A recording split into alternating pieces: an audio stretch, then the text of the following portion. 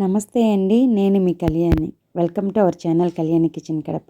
ఈరోజు ఈ వీడియోలో స్వీట్ పొటాటోతో ఒక స్వీట్ రెసిపీ తయారు చేసి చూపించబోతున్నాను. ఈ రెసిపీకి ఒక 2 పదార్థాలు ఉంటే చాలు, టేస్టీగా తయారు చేసుకోవచ్చు, చాలా తొందరగా తయారు చేసుకోవచ్చు. ఈ ప్రసాదం రెసిపీ ఈ దేవి నవరాత్రుల్లో తయారు చేసి నైవేద్యంగా పెట్టండి. ఇంకా వీడియోలోకి అయితే వెళ్ళిపోదాము. స్కిప్ చేయకుండా చూడండి, లైక్ చేసి సబ్స్క్రైబ్ చేసి ఈ వీడియోకి హైప్ కూడా ఇవ్వండి. ఈ స్వీట్ పొటాటోని శుభ్రంగా కడిగానండి. నేను స్వీట్కి సరిపడా బెల్లంను తురుము పెట్టుకున్నాను.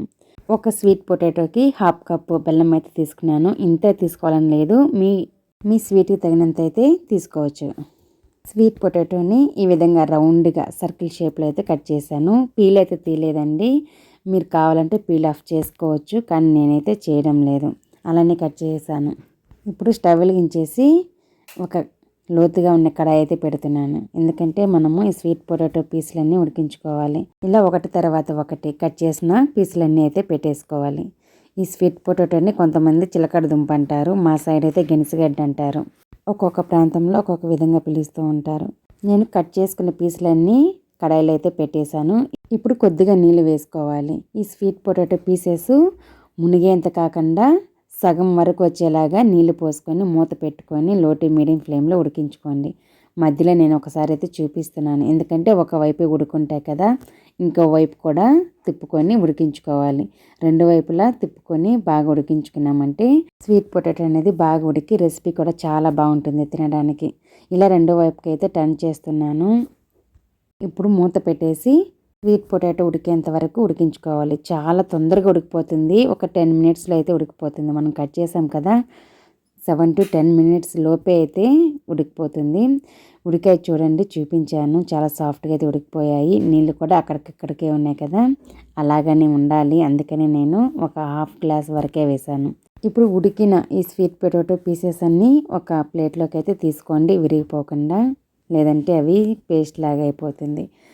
చూడండి, కొద్దిగా నీళ్ళు ఉన్నాయి కదా, అందులో తురుము పెట్టుకున్న బెల్లంను వేసేయాలి. ఒక 2-3 టేబుల్ స్పూన్స్ అందులో వాటర్ ఉన్న చాలండి, ఎందుకంటే బెల్లం కరగడానికి మాత్రమే మనకి.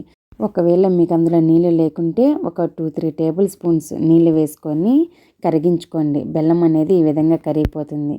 ఈ విధంగా కరిగిన తర్వాత ఉడకనివ్వాలి, అంటే లేత పాకం అనేది రావాలి. అప్పటి వరకు ఈ విధంగా లో టు మీడియం ఫ్లేమ్లో ఉడికించుకుంటూ ఉన్నారంటే ఈ విధంగా తీగ పాకం అనేది వస్తుంది. ఆ టైంలో కొద్దిగా నెయ్యి అనేది వేసుకోవాలి. నెయ్యి వేసిన తర్వాత ఒకసారి బాగా మిక్స్ చేసేయండి. నెయ్యి వేసామంటే ఈ స్వీట్ పొటాటో స్వీట్ రెసిపీకి అయితే చాలా మంచి ఫ్లేవర్ వస్తుంది. తింటూ ఉంటే కమ్మగా తీయగా నోటికి ఆ నెయ్యి అనేది తగులుతూ చాలా బాగుంటుంది.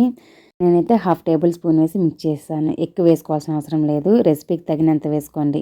నెయ్యి వేసి బాగా మిక్స్ చేసిన తర్వాత ఇలా ఉడికించిన స్వీట్ పొటాటో పీసెస్ని పెట్టి ఇలా 2 వైపులా బెల్లం పాకం అనేది అంటుకునేలాగా అయితే చేయండి.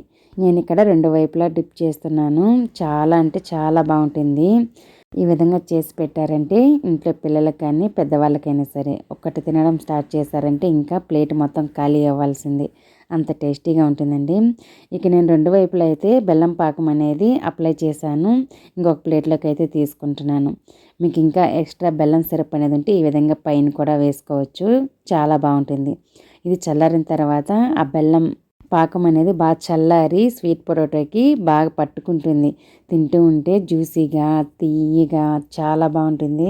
చిన్నపిల్లలు చాలామంది స్వీట్ పొటాటో తినరు, పెద్దవాళ్ళం మనం తింటాం, కానీ చిన్నపిల్లలు స్కిప్ చేస్తూ ఉంటారు. అలాంటి వాళ్ళకి ఈ విధంగా చేసి పెట్టండి, చాలా ఇష్టంగా తినేస్తారు, మళ్ళీ మళ్ళీ మిమ్మల్ని అడిగి మరీ చేయించుకుంటారు. బెల్లంతో తయారు చేసిన ఈ స్వీట్ పొటాటో రెసిపీ చాలా హెల్దీ అండి.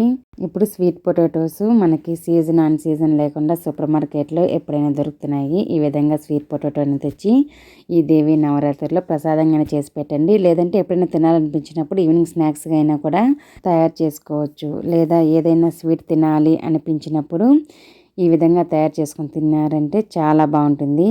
మరి రెసిపీ నచ్చిందా? నచ్చితే ఇంట్లో తప్పకుండా ఒకసారి ట్రై చేయండి. ఫుల్ వీడియో చూసిన వాళ్ళందరికీ చాలా థ్యాంక్ యూ అండి. ఇంకో మంచి రెసిపీతో వస్తాను. బాయ్.